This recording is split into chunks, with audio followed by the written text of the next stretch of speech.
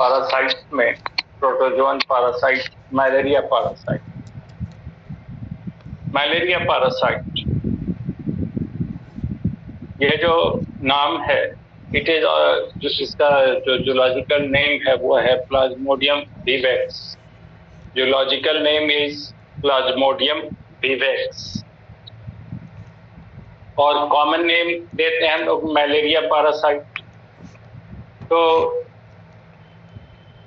ये जो नाम दिया गया है malaria parasite, it was simply due to the confusion. एक कंफ्यूजन के कारण इसका नाम पड़ा मलेरिया पैरासाइट। ये डिजीज बहुत कॉमन है अफ्रीका वगैरह। तो अफ्रीका में रात के समय में जब दलदली इलाके से, स्वाम्प से हवा बहती थी, तो जब विलेजेस से ये हवा गुजरती थी जो दलदली इलाके से आता था, स्वाम्प एरिया से रात में, तो गांव में बहुत सारे लोग बीमार हो जाते थे। तो लोगों ने मान लिया कि ये जो डिजीज है it is cause due to the bad air और पॉल्यूटेड एयर। लोगों ने माना ये जो डिजीज होता है वो बैड एयर या पॉल्यूटेड एयर के कारण, और इसलिए नाम दिया malaria. Mal means which is not proper, जो सही नहीं है, डिफेक्टिव है, तो उसके लिए टर्म यूज करते हैं मैल, और एरिया फॉर एयर, तो इसलिए डिजीज का नाम दे दिया गया मलेरिया। तो ये नाम के पीछे का मामला है, अफ्रीका में ये बीमारी बहुत कॉमन था और देखा जाता था कि रात के समय में जब दलदली इलाके से, स्वाम्प से हवा गुजरती थी विलेजेस से, तो बहुत सारे लोग बीमार होते थे। तो लोगों ने मान लिया कि ये जो बीमारी है it is cause due to polluted air. तो लोगों ने माना कि ये जो मलेरिया डिजीज है it is cause due to the bad air और पॉल्यूटेड एयर, इसलिए नाम दे दिया उन्होंने मलेरिया, और यही नाम रह भी गया इसका। बट हम लोग आगे डिस्कस करेंगे, it has nothing to do with the bad air. Actually malaria is cause due to the protozoan parasite plasmodium. Plasmodium का 4 टाइप है जो हम लोग बात करेंगे, 4 टाइप्स हैं। तो प्लाज्मोडियम जेनेरिक नेम है, स्पेसिफिक स्पीसीज 4 हैं जो इस पर बात करेंगे हम लोग अभी। तो प्लाज्मोडियम ही मलेरिया पैरासाइट है और इसका कैरियर है फीमेल एनोफिलीज। तो होता क्या था कि अफ्रीका में जहाँ स्वाम्प लैंड है, जो दलदली इलाका है, तो वहाँ पे मॉस्किटो का ग्रोथ काफी ज्यादा होता है, और रात के समय में ये मॉस्किटो एयर के साथ, जब हवा के साथ जब गुजरता था गांव से, विलेजेस से, तो सैकड़ों लोग को काटता था और लोग बीमार हो जाते थे। तो लोगों ने मान लिया था ये बैड एयर से होता है, तो नाम यही दिया गया। अब ये जो प्लाज्मोडियम है इसका 4 स्पीसीज है। एक तो प्लाज्मोडियम विवेक्स फैल्सीपेरम, जो हम लोगों के सिलेबस में है। दूसरा है प्लाज्मोडियम ओवेल, तीसरा है प्लाज्मोडियम फैल्सीपेरम, और चौथा है प्लाज्मोडियम मैलेरी, जिस पर बात करेंगे। नाउ पहले इसका हिस्ट्री देख रहे हैं हम लोग। ये जो पैरासाइट है malaria parasite, it is digenetic. Digenetic कहने का मतलब 2 होस्ट है। The primary host is the female anopheles, और ये चीज बराबर दिमाग में रखना है कि जब कोई पैरासाइट डाइजेनेटिक है, जब उसका 2 होस्ट है, और अगर उसमें हम लोग कहते हैं कोई प्राइमरी होस्ट है और एक सेकेंडरी होस्ट है, तो प्राइमरी होस्ट वो होस्ट होगा जिसके अंदर पैरासाइट सेक्सुअल रिप्रोडक्शन परफॉर्म कर रहा है। Disease is not the first criteria for being considered as primary host. ये नहीं मान लेंगे कि इसमें बीमारी होता है इसलिए ये प्राइमरी होस्ट है। प्राइमरी होस्ट वो होगा जिसमें पैरासाइट सेक्सुअली रिप्रोड्यूस करेगा। अब मान लीजिए कि कोई पैरासाइट है जिसमें सिर्फ एसेक्सुअल रिप्रोडक्शन हो रहा है। If a parasite is being reproduced only asexually, In that condition, the primary host will be that host in which the disease occurs. तो कोई पैरासाइट है, डायजेनेटिक है, दो होस्ट है, एक होस्ट में उसका सेक्सुअल साइकिल कंप्लीट हो रहा है, दूसरे होस्ट में वो डिजीज कॉज कर रहा है। अब उसमें आपको ये चुनना हो कि कौन प्राइमरी होस्ट है, तो प्राइमरी होस्ट वो होगा जिसमें सेक्सुअल रिप्रोडक्शन हो रहा है पैरासाइट का। अब अगर कोई पैरासाइट सेक्सुअल रिप्रोडक्शन नहीं करता है, सिर्फ सेक्सुअली रिप्रोड्यूस करता है, तब वहां पे पहला क्राइटेरिया होगा डिजीज। अब ये अलग मामला है कि बहुत सारे पैरासाइट जैसे टीनिया सोलियम अगर देखें तो टीनिया भी डायजेनेटिक है, टेपवर्म आगे पढ़ेंगे, तो उसका प्राइमरी होस्ट ह्यूमन है, सेकेंडरी होस्ट पिग है। तो ह्यूमन प्राइमरी होस्ट इसलिए नहीं है कि ह्यूमन में डिजीज होता है, ह्यूमन प्राइमरी होस्ट इसलिए है कि ये टीनिया या टेपवर्म सेक्सुअली रिप्रोड्यूस करता है in the large intestine of human. Human के इंटेस्टाइन में सेक्सुअल रिप्रोडक्शन कर रहा है, that's why human is the primary host. ये अलग मामला है कि the disease is also caused in human. लेकिन ज्यादातर पैरासाइट का देखिएगा कि जहां सेक्सुअल रिप्रोडक्शन है वहीं डिजीज भी हो रहा है। लेकिन ये जो मलेरिया पैरासाइट है, ये इसमें मामला अलग है। यहाँ सेक्सुअल रिप्रोडक्शन होता है फीमेल एनाफिलीज में और डिजीज होता है ह्यूमन में। तो अब यहाँ पे primary host is female Anopheles, secondary host is human. Human के अंदर ये पैरासाइट asexually reproduce करता है, and the asexual reproduction performed by the malaria parasite is called schizogony. Schizogony, ये word आएगा, it is for asexual reproduction performed by the malaria parasite. और schizogony दो जगह होता है, ह्यूमन के बॉडी के अंदर दो जगह asexually reproduce करता है। एक तो हम लोग देखेंगे लीवर में, लीवर के अंदर से सेक्सुअली रिप्रोड्यूस करेगा, तो that phase is called hepatic साइजोगोनी। और उसके बाद ये सेक्सुअली रिप्रोड्यूस करेगा आरबीसी के अंदर, तो that phase is called erythrocytic साइजोगोनी। साइजोगोनी और एसेक्सुअल रिप्रोडक्शन ह्यूमन में हो रहा है, दो जगह हो रहा है। एक तो लीवर में, दैट इज हेपेटिक साइजोगोनी, और दूसरा आरबीसी में, दैट इज इरिथ्रोसाइटिक साइजोगोनी। और फीमेल एनाफिलीज के अंदर एलिमेंट्री कैनाल के अंदर गट में ये सेक्सुअल रिप्रोडक्शन करता है, और उसी फीमेल एनाफिलीज के सीलोम में, यानी एलिमेंट्री कैनाल के बाहर जो स्पेस है सीलोम, वहाँ ये एसेक्सुअल रिप्रोडक्शन करता है, which is called sporogony. Sporogony इसलिए स्पोर का निर्माण करता है। तो मामला है कि एसेक्सुअल रिप्रोडक्शन हो रहा है ह्यूमन में और sexual reproduction in the gut of the female anopheles. Now अब हम लोग इसका हिस्ट्री देखें, और हिस्ट्री से क्वेश्चन लगातार आता रहता है। आप नीट में भी देखिए या सीबीएसई मेडिकल में या उसके पहले भी जहाँ भी क्वेश्चन में, तो मेडिकल कॉम्पिटिशन्स में या इवन 12th के बोर्ड में हिस्ट्री से क्वेश्चन पूछता है। तो हिस्ट्री जरा सा ध्यान से सुनिएगा, आपके असाइनमेंट में लिखा भी हुआ है, पढ़ के लीजिएगा। The malaria parasite was first detected in the blood of the patient by Charles Laveran in 1880। 1880 में चार्ल्स लैवरेन ने पहली बार ह्यूमन के ब्लड में इस पैरासाइट को देखा। तो ये क्रेडिट जाता है चार्ल्स लैवरेन को। First parasite was first detected in the blood of the malaria patient by Charles Laveran in 1880। Now Golgi and Celli, ये दो अलग अलग प्रोटोजोलॉजिस्ट थे जो प्रोटोजोआ का अध्ययन करते हैं। गॉल्जी और दूसरे थे सेली। गॉल्जी एंड सेली together studied the detailed erythrocytic cycle within the human। अभी हमने कहा कि पैरासाइट एसेक्सुअल रिप्रोडक्शन करता है ह्यूमन में, विच इज कॉल्ड साइजोगोनी। अब अगर आरबीसी के अंदर ये सेक्सुअल रिप्रोडक्शन हो रहा है तो दैट इज कॉल्ड इरिथ्रोसाइटिक साइजोगोनी। तो ह्यूमन के बॉडी में इरिथ्रोसाइटिक साइजोगोनी को पहली बार स्टडी किया था गोल्जी और सेली ने इन 1885। नाउ अब जो सबसे इंपॉर्टेंट काम आता है वो है sir Ronald Ross. Sir Ronald Ross देखने रॉस की जंगल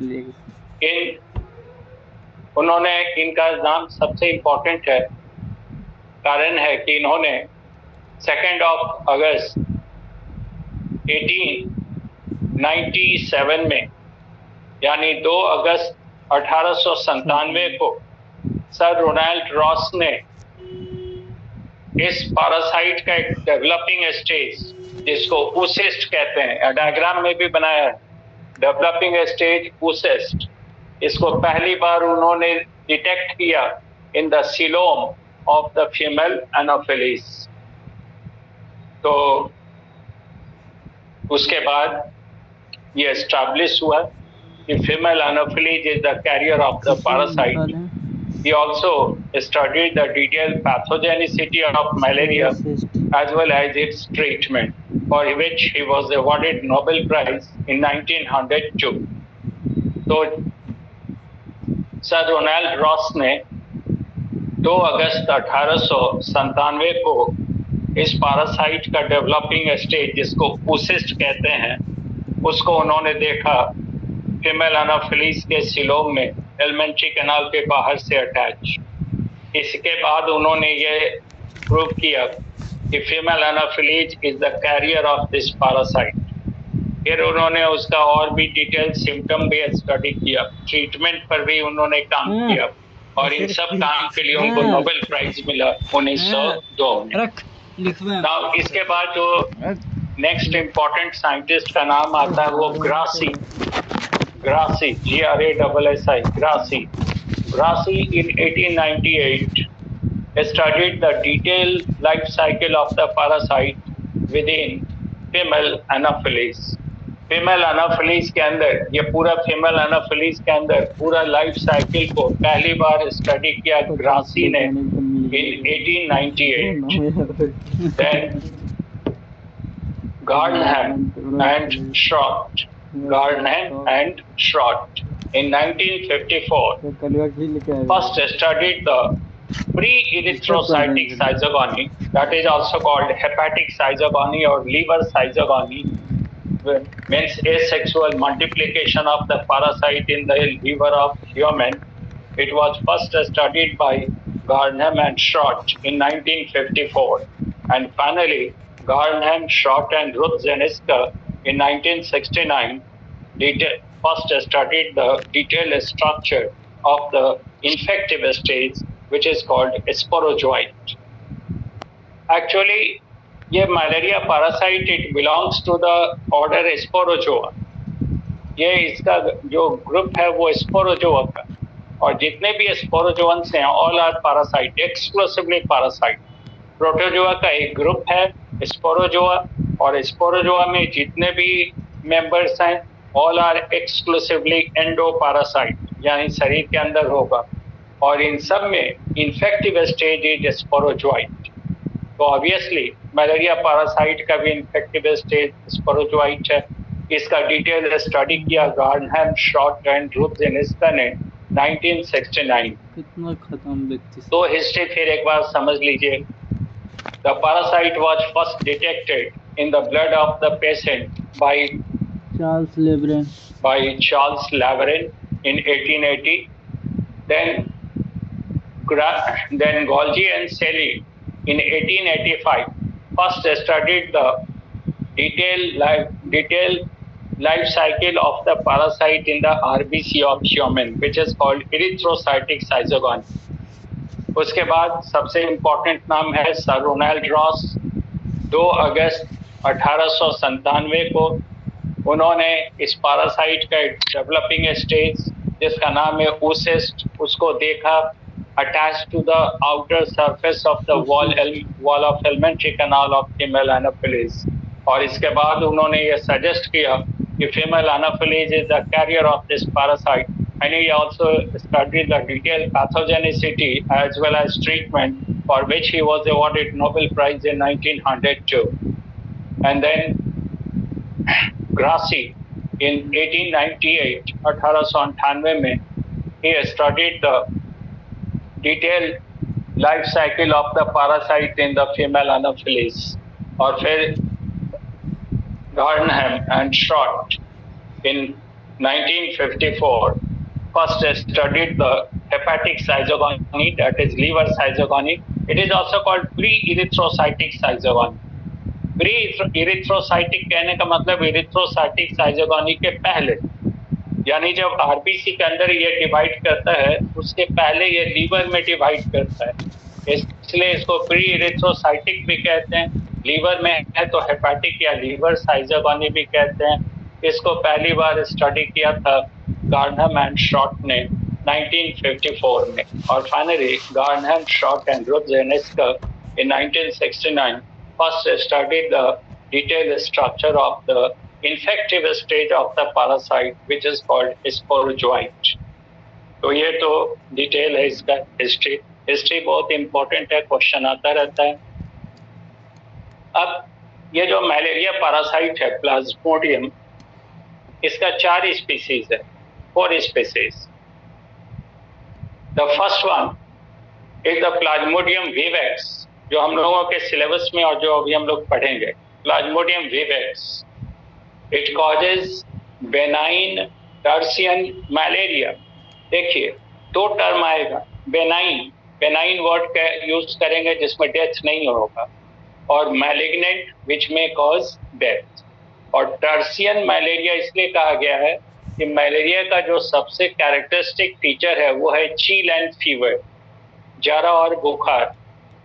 अगर जारा और बुखार हर तीसरे दिन आता है, यानी 48 घंटे के बाद, तो मलेरिया को टर्सियन मलेरिया कहते हैं। टर्सियन मलेरिया तीसरे दिन आ रहा है 48 घंटे के बाद। और अगर चील एंड फीवर, जारा बुखार, हर 72 घंटे के बाद आता है, यानी हर चौथे दिन आता है, तो it is called quartan malaria. Death नहीं होता है तो बेनाइन, होता है तो मैलिग्नेंट। तो पहला है Plasmodium vivax, it causes benign tertian malaria.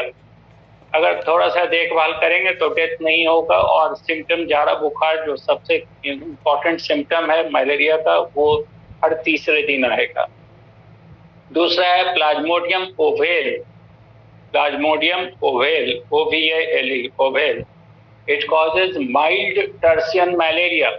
Mild यानी बहुत हल्का इफेक्ट होगा, बहुत हल्का असर होता है इसका, और सिम्टम आता है हर तीसरे दिन, तो mild tertian malaria. It is caused by Plasmodium ovale. The third one is the Plasmodium malariae. Plasmodium malariae causes quartan malaria. Quartan malaria यानी सिम्टम आएगा चौथे दिन। और फिर जो फाइनली 4th टाइप है Plasmodium falciparum, it causes malignant tertian malaria. Malignant tertian malaria अगर ठीक से ट्रीटमेंट नहीं करेंगे तो पर्सन में डाई।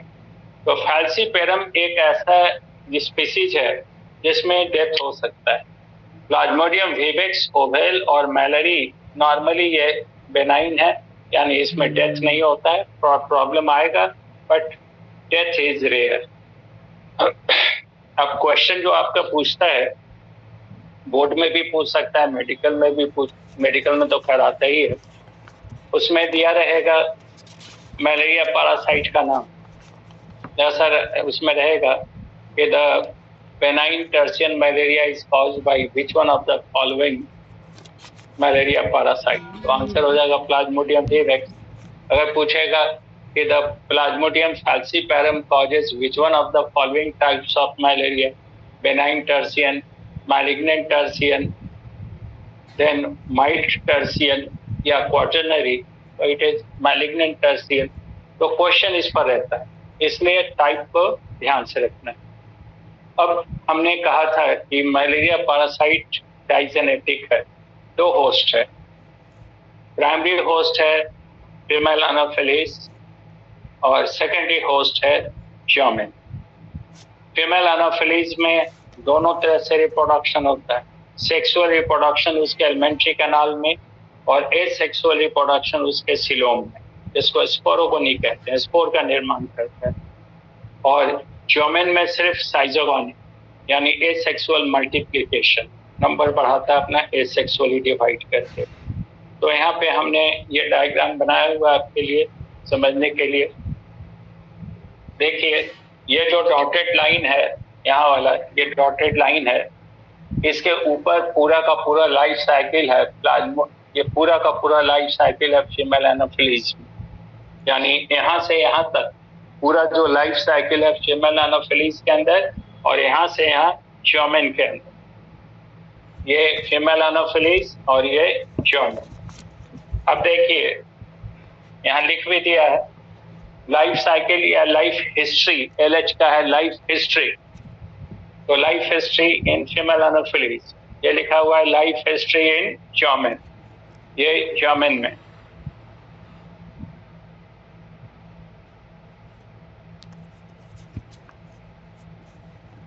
तो अब देखिए ये फीमेल एनाफिलीज का सैलिवरी ग्लैंड है।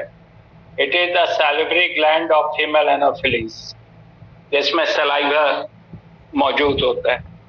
और ये इसका प्रोबोसिस है, ये इसका मच्छर का आगे वाला जो नुकीला पॉइंटेड स्ट्रक्चर है proboscis. It is the modification of mouth part का मॉडिफिकेशन। अब फीमेल एनाफिलीज में ये प्रोबोसिस काफी हार्ड होता है और शार्प होता है, सुई के जैसा चुभ जाए, और काफी टफ होता है। और हम लोगों का जो स्किन है, तो स्किन में बाहर वाला हिस्सा है epidermis, it is non vascularized. Blood capillary तो मौजूद है डर्मिस में, और डर्मिस तक पहुंचने के लिए काफी ये मजबूत होना चाहिए और पॉइंटेड होना चाहिए प्रोबोसिस, सीधा जाके ब्लड वेसल्स में डालता है अपने प्रोबोसिस को मच्छर, फीमेल एनाफिलीज। अब मेल एनाफिलीज का प्रोबोसिस कमजोर होता है, वो हम लोगों की स्किन के अंदर नहीं जा सकता है, टफ है डर्मिस, उसमें नहीं जा सकता। तो दे आर मोस्टली वो अपना फल फूल से, प्लांट वगैरह से सैप को सक करता है। तो जो सैंग्विवोरस है, जो ब्लड सक करने वाली मॉस्किटो है, दे आर फीमेल एनाफिलीज, कहने कि उसका प्रोबोसिस स्ट्रांग है। इसलिए आप देखिएगा जितना भी कैरियर है, मेल एनाफिलीज कैरियर नहीं, मेल कोई भी मॉस्किटो कैरियर नहीं है, बिकॉज वो ह्यूमन को फाइट अंदर डाल ही नहीं सकता है ब्लड में अपने प्रोबोसिस को, इसलिए इन्फेक्शन पहुंचा नहीं सकता। काटेगा, इरिटेशन होगा, घास वगैरह पे जो मच्छर होता है काटेगा, इरिटेशन होगा, लेकिन उससे कोई डिजीज नहीं होगा। डिजीज कॉजिंग जितने भी कैरियर्स हैं, they are all female mosquito, चाहे वो क्यूलेक्स हो, चाहे एनाफिलीज हो, या एडिस फ्लाई हो, कोई भी हो, दे आर ऑल फीमेल्स। अब देखिए ये फीमेल का प्रोबोसिस है, और ये प्रोबोसिस है, ये सैलिवरी ग्लैंड है। लार्ज नंबर ऑफ स्पोरोजोइट्स कहता है infective stage of the parasite. जितने भी स्पोरोजोअन्स हैं, ये ग्रुप है प्रोटोजोआ का, स्पोरोजोआ, और इसके अंदर जितना भी प्रोटोजोआ है, all are parasite, all are exclusively endoparasite. उसी का एक एग्जांपल मलेरिया पैरासाइट भी है।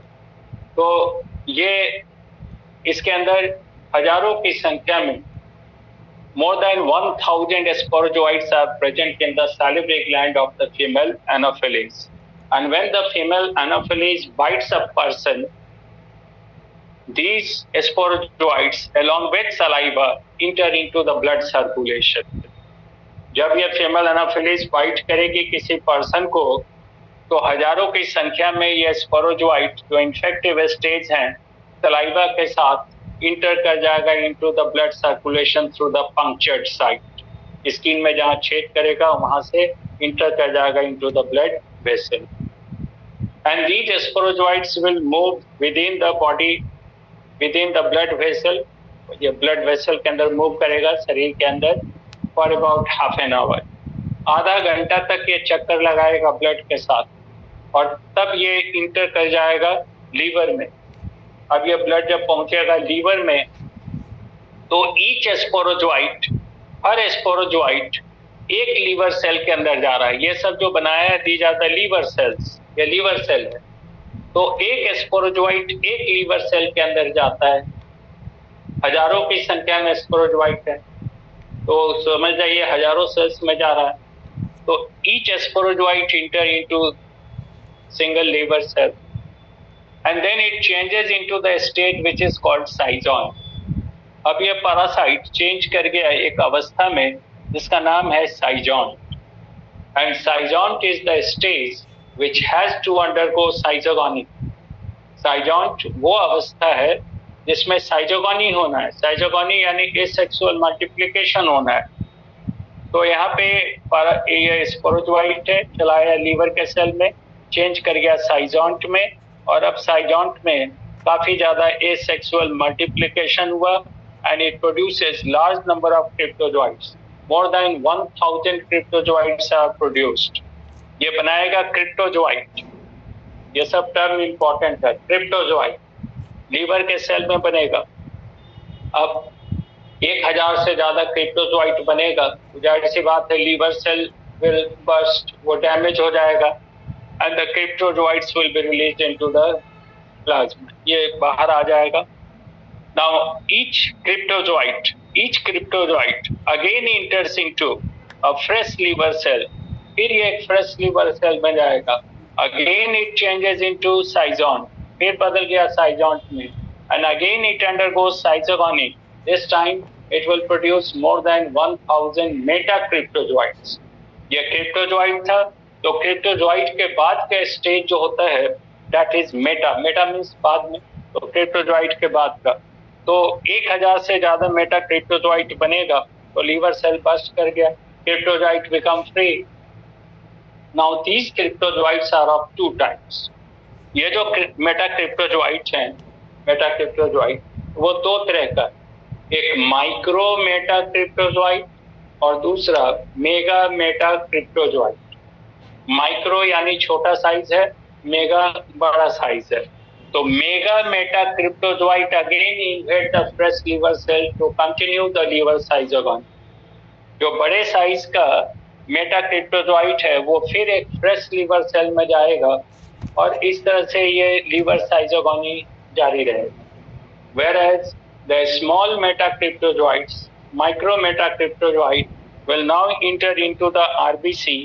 ये चला आ रहा है देखिए आरबीसी में, और इसी के साथ स्टार्ट हो जाता है इरिथ्रोसाइटिक साइजोगोनी। तो अब देखिए फिर से, ये मॉस्किटो का सैलिवरी ग्लैंड है, इसके अंदर हजारों की संख्या में स्पोरोजोइट्स हैं जो इन्फेक्टिव स्टेज हैं।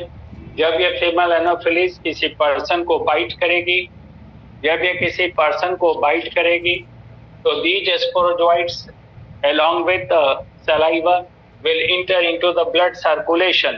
ब्लड में ये मूव करेगा लगभग आधे घंटे तक और पहुंच जाएगा लीवर में, और लीवर में आने के बाद अब देखिए ये चेंज हो गया एक अवस्था में विच इज कॉल्ड साइजॉन्ट। ये साइजॉन्ट हो गया, साइजॉन्ट में डिवीजन हुआ जिसको साइजोगोनी कह रहे हैं। ये काफी ज्यादा 1000 से ज्यादा क्रिप्टोजोइट बनाया, लीवर सेल हट गया, अब क्रिप्टोजोइट फ्री हो गया। हर क्रिप्टोजोइट फिर एक नए लीवर सेल में जा रहा है, फिर वो चेंज करेगा साइजॉन्ट में और फिर वो डिवाइड करेगा साइजोगोनी और इस बार बनाएगा मेटा क्रिप्टोजोइट। 1000 से ज्यादा मेटा क्रिप्टोजोइट का निर्माण हो जाएगा इस बार। अब ये मेटा क्रिप्टोजोइट दो तरह के हैं, एक तो मेगा और मैक्रो मेटा क्रिप्टोजोइट। ये चला जाएगा फिर फ्रेश लीवर सेल में to continue the liver schizogony, और माइक्रो मेटा क्रिप्टोजोइट इंटर कर रहा है आरबीसी में। ये आरबीसी के अंदर आ गया, और आरबीसी के अंदर आने के बाद it changes into the state which is called trophozoite. ये पैरासाइट है, ये आरबीसी है, ये मेम्ब्रेन आरबीसी का है और उसके अंदर ये पैरासाइट है। पैरासाइट के बीच में न्यूक्लियस भी है, यहाँ पैरासाइट है ये। अब यहाँ पे ये स्टेज कहला रहा है ट्रोफोजोइट। ट्रोफो टर्म आप समझते हैं, ट्रोफो टर्म आता है फीडिंग के लिए, फीडिंग। तो अब इस स्टेज में ये पैरासाइट फीडिंग स्टार्ट करता है। किस पर फीडिंग करेगा? तो हम लोग जानते हैं आरबीसी के अंदर हीमोग्लोबिन है और ये पैरासाइट अब हीमोग्लोबिन पर फीड करेगा। तो हीमोग्लोबिन पे फीड करेगा तो अब इसको डाइजेस्ट करेगा। तो डाइजेशन के लिए अब पैरासाइट के बॉडी के अंदर एक स्पेस डेवलप हो जाता है which is called food vacuole. ये स्पेस बन गया food vacuole and due to the formation of the food vacuole the cytoplasm and nucleus have been pushed to the periphery, giving it the appearance of signet ring-like structure. Signet कहा जाता है जैसे अंगूठी में एक और पत्थर हो वैसा ही। तो ये पैरासाइट आया आरबीसी के अंदर, आने के बाद ये चेंज किया इस स्टेज में जिसको कहते हैं ट्रोफोजोइट। ट्रोफो टर्म आता है फीडिंग के लिए, यानी अब ये काफी ज्यादा फीडिंग परफॉर्म करेगा। अब जब फीडिंग परफॉर्म करेगा तो हीमोग्लोबिन को डाइजेस्ट करेगा, हीम तो टूटेगा और ग्लोबिन को डाइजेस्ट करेगा, प्रोटीन को। तो प्रोटीन को डाइजेस्ट करने के लिए अब इसके अंदर एक फूड वैक्यूल का निर्माण हो गया। तो फूड वैक्यूल बनने के कारण ये जो न्यूक्लियस है और साइटोप्लाज्म वो मार्जिन पे चलाया, पेरीफेरी पे। तो ये जो स्ट्रक्चर है देखने में लगता है जैसे अंगूठी है और उसमें एक और पत्थर है, इसलिए नाम दिया है सिग्नेट रिंग स्टेट्स। तो trophozoite changes into signet ring states, उसके अंदर एक फूड वैक्यूल है जिसके अंदर वो इंट्रा सेलुलर डाइजेशन करेगा हीमोग्लोबिन का। अब कुछ समय के बाद ये फूड वैक्यूल डेवलप हो गया अमीबॉइड स्टेज। अमीबॉइड स्टेज देख रहे हैं कि इसका शेप इरेगुलर हो गया, द शेप बिकम्स इरेगुलर, इसलिए नाम दिया अमीबॉइड स्टेज। और nucleus divides into 16 to 24 fragment. ये जो पैरासाइट का जो न्यूक्लियस था यहाँ पे आप देख रहे हैं, ये 16 से 24 फ्रैगमेंट में टूट गया, हिस्से में। Now each nuclear fragment gets surrounded by small mass of cytoplasm to form these structures which are called merozoites.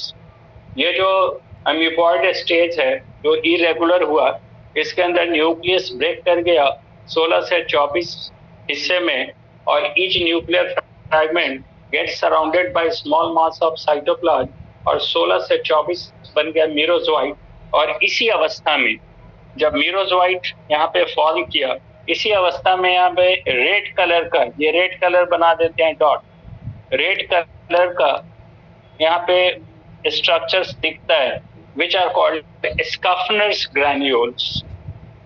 यहाँ स्कफनर्स ग्रैन्यूल। और ये जो हीमोग्लोबिन टूटता है तो ग्लोबिन तो डाइजेस्ट कर लिया, और हीम का टॉक्सिक फॉर्म होता है haemozoin. Haemozoin it is the toxic form of haem, of breakdown product कह सकते हैं ऑफ हीमोग्लोबिन। तो इसी जगह पे हीमोजोइन भी होगा और रेड कलर का ये स्ट्रक्चर है स्कफनर्स ग्रैन्यूल्स। अब 16 से 24 मीरोजोइट बन गया, तो पूरा का पूरा पैरासाइट तो ब्रेक कर गया इन मीरोजोइट बनाने में। तो अब ये आरबीसी का जो मेम्ब्रेन है, यहाँ पे देखिए आरबीसी का मेम्ब्रेन टूटेगा और 16 से 24 मीरोजोइट ये रिलीज हो जाएगा इनटू द ब्लड प्लाज्मा, और उसके साथ साथ ये हीमोजोइन रिलीज होगा। इसके अंदर जो हीमोजोइन है आयरन का टॉक्सिक प्रोडक्ट, बाई प्रोडक्ट, ये रिलीज होगा। और जब हीमोजोइन ब्लड में रिलीज होगा प्लाज्मा में, तो इट विल कॉज चील एंड फीवर। यही सिम्टम है, जाड़ा बुखार। तो अब 1 मिनट ब्रेक के बाद फिर करते हैं।